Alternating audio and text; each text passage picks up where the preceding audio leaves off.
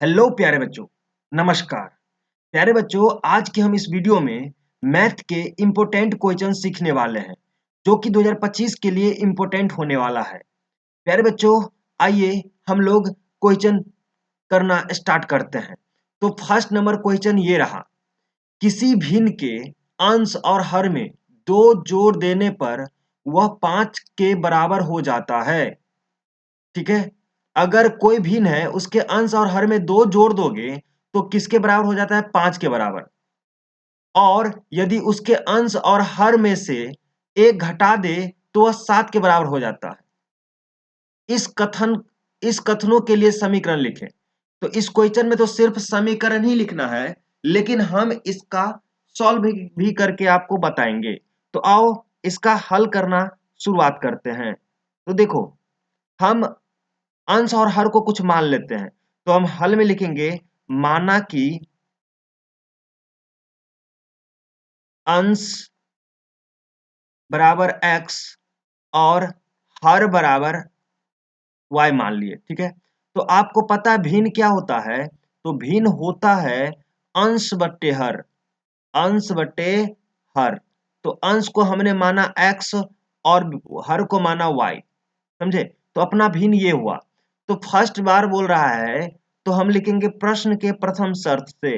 प्रश्न के प्रथम शर्त से मतलब पहली बार क्या बोल रहा है प्रश्न? तो प्रश्न बोल रहा है भिन्न के अंश और हर से दो में हर और अंश में 2 जोड़ने पर वह 5 के बराबर हो जाता है। तो अपना अंश है x, तो x प्लस 2 हो जाएगा। और हर में कितना जोड़ोगे? तो 2 ही जोड़ोगे, तो y प्लस 2। और अब भिन्न कितना हो जाएगा? तो भिन्न हो जाएगा 5। इसको आप सॉल्व कर लो। इसको सॉल्व कैसे करेंगे? नीचे में 1 दे देंगे, इसको क्रॉस मल्टीप्लाई करेंगे तो x प्लस 2 इक्वल टू 5 के साथ इसको मल्टीप्लाई करो तो y प्लस 2। समझे? तो यहां से आपका आ जाएगा x, और ये आपको सॉल्व करके देगा 2 इक्वल टू 5 से गुना करोगे तो 5y और 5 दूना 10, है ना? तो यहां से आपका आ जाएगा x, क्या आ जाएगा? x प्लस 5y इधर, तो इधर आएगा तो माइनस का 5y इक्वल टू 10, और 10 में से 2 माइनस हो जाएगा। तो इसको सॉल्व करके हमने क्या ले आया? तो हमने ले आया x minus 5y equal to 8, जो कि समीकरण, इसको हम क्या मान लेंगे? फर्स्ट। फिर बोल रहा है, तो हम लिखेंगे प्रश्न के द्वितीय शर्त से। मतलब दूसरा बार क्या प्रश्न बोल रहा है? तो दूसरा बार बोल रहा है अंश और हर में से एक घटा दे। तो अब क्या होगा? x में से एक घटाओ, और नीचे हर है उसमें से भी एक घटाओ, और भिन्न कितना हो जाएगा? अब भिन्न हो जाएगा 7। अब इसको सॉल्व कर लो आप। इसको कैसे सॉल्व करोगे? फिर से वही टेक्निक करोगे। इसको 1 से गुना करो तो x माइनस 1 हो जाएगा, इक्वल टू 7 से गुना करोगे तो डायरेक्ट मैं कर देता हूँ 7y माइनस 7।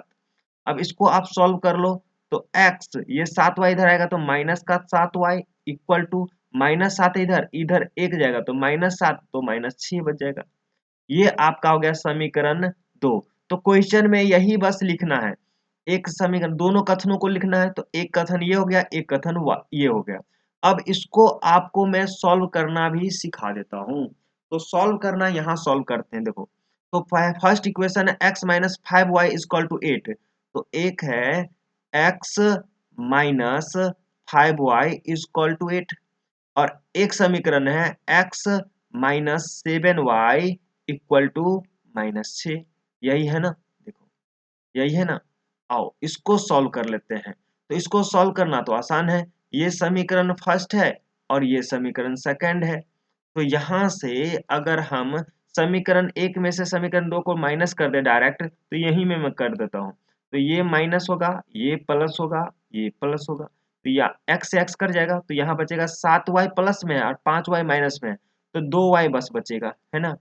8 भी प्लस में, 6 भी प्लस में, 8 6 14 हो जाएगा, है ना? तो y का वैल्यू डायरेक्ट आ जाएगा 14/2, कितना हो जाएगा भाई मेरे? 7। तो तुम यहाँ से देख चुके हो कि y का वैल्यू कितना आ गया? 7। अब y का वैल्यू किसी समीकरण में डाल दो। समीकरण फर्स्ट या समीकरण सेकंड में। तो मैं समीकरण फर्स्ट में डाल देता हूँ। समीकरण फर्स्ट में y इक्वल टू 7 रखने पर, है ना, रखने पर अब रखो तो x माइनस 5 और y के जगह पर रखोगे 7 इक्वल टू 8, है ना। तो यहाँ से आ जाएगा x, ठीक है, 7 पच्चे 35 माइनस 35 इक्वल टू 8। तो x का वैल्यू आ जाएगा 8 प्लस 35। तो यहाँ आ जाएगा 8 5 कितना होगा 13, 43। x का वैल्यू कितना आ गया 43। तो अब हमें क्या निकालना था, भिन्न निकालना था। हमें क्या निकालना था, भिन्न निकालना था। तो भिन्न क्या होता है, तो भिन्न होता है भाई मेरे, भिन्न इक्वल टू होता है अंश बट्टे हर, मतलब x बट्टे y। तो x का वैल्यू 43 और y का वैल्यू कितना है 7। ये आपका क्या आ जाएगा, आंसर आ जाएगा। क्लियर है। आओ नेक्स्ट क्वेश्चन करते हैं, माध्य निकालना। तो इस क्वेश्चन में है निम्नलिखित बंटन का माध्य ज्ञात करें। तो माध्य का जो दे रखा है वर्ग अंतराल और बारंबारता, सबसे पहले इसको अच्छे से लिख लेते हैं ना। तो हम ऊपर लिखेंगे वर्ग अंतराल, ठीक है, फिर है आपका बारंबारता, बारंबारता को हम f बोलते हैं ना। तो अब यहाँ देखो वर्ग अंतराल कहाँ से कहाँ दे रखा है, 0 से 10। 0 से 10 का बारंबारता कितना है 8 है।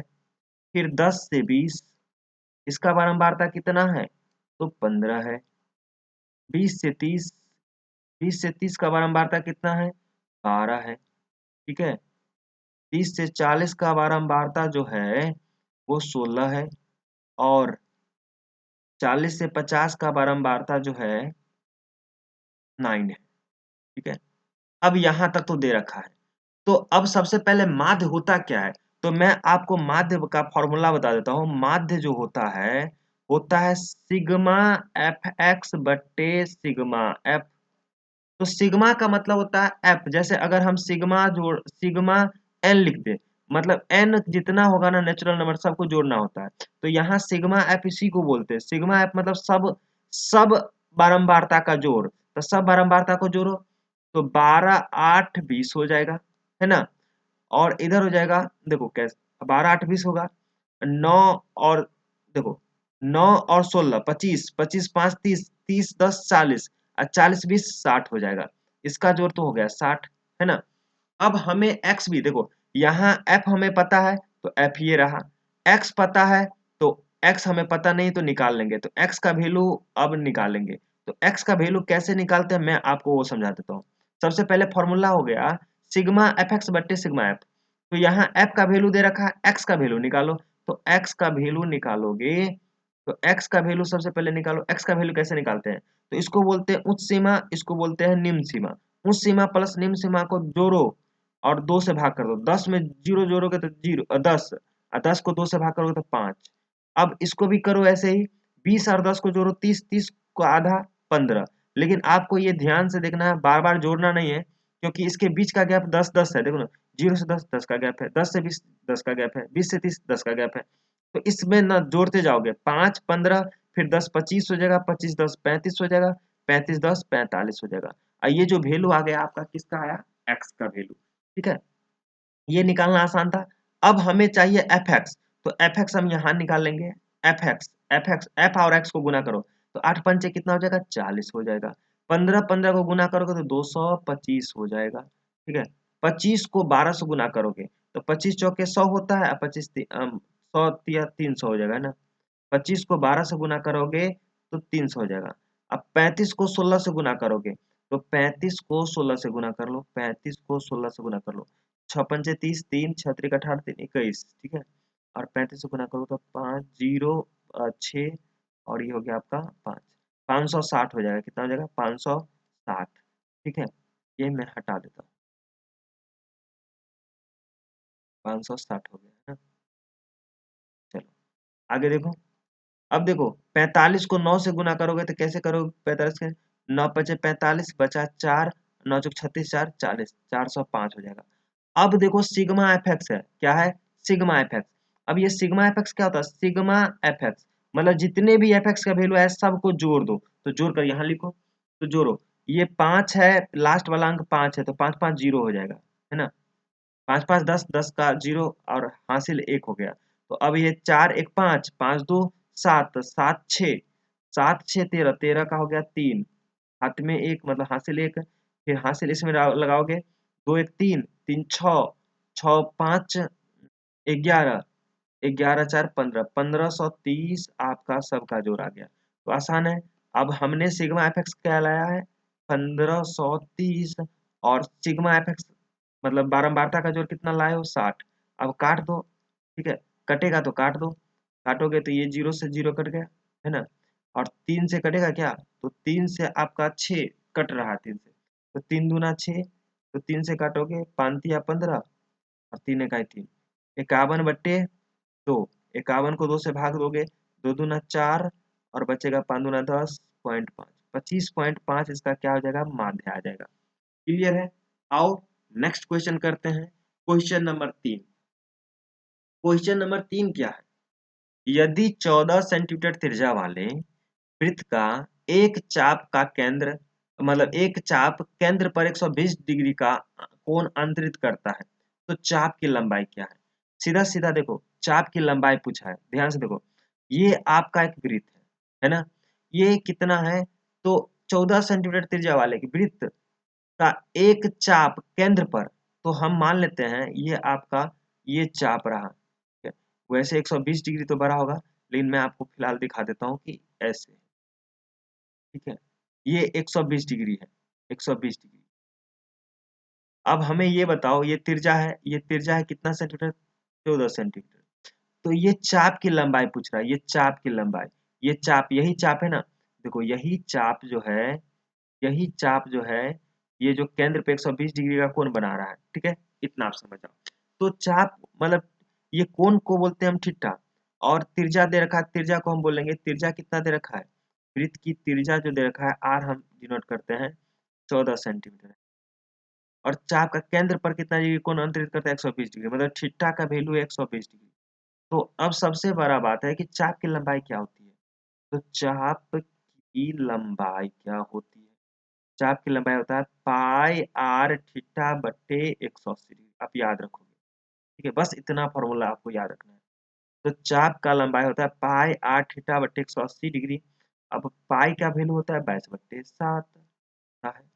आर का वैल्यू क्या है भाई मेरे, आर का वैल्यू 14 सेंटीमीटर और थीटा का वैल्यू 120 डिग्री, और नीचे में आपका 180 डिग्री। अब कटापिटी मचा दो, कैसे कटेगा, आसान है काटना, देखो 7 से काटो, 7 दूना 14, ठीक है। अब ये 0 से ये 0 कटेगा, 2 से काटोगे 9 दूना 18, है ना, और कटेगा 3 से कटेगा, देखो 3 तिया 9, 3 से कटेगा 3 चौके 12, गुना होगा तो 88 2288/3, और ये सेंटीमीटर है तो सेंटीमीटर हो जाएगा, यही आपका क्या आ जाएगा, यही आपका आंसर हो जाएगा, ठीक है, यही आपका क्या हो जाएगा, आंसर हो। तो मैं आशा करता हूँ कि आपको अच्छे से क्वेश्चन सारे समझ में आया होगा। तो आपको अपना काम करना है, वीडियो को लाइक करना है, चैनल पे नए तो चैनल को सब्सक्राइब करना है, और अपने दोस्तों के साथ शेयर जरूर करना है। फिर मिलते हैं नेक्स्ट वीडियो में, तब तक बाय बाय एंड जय हिंद।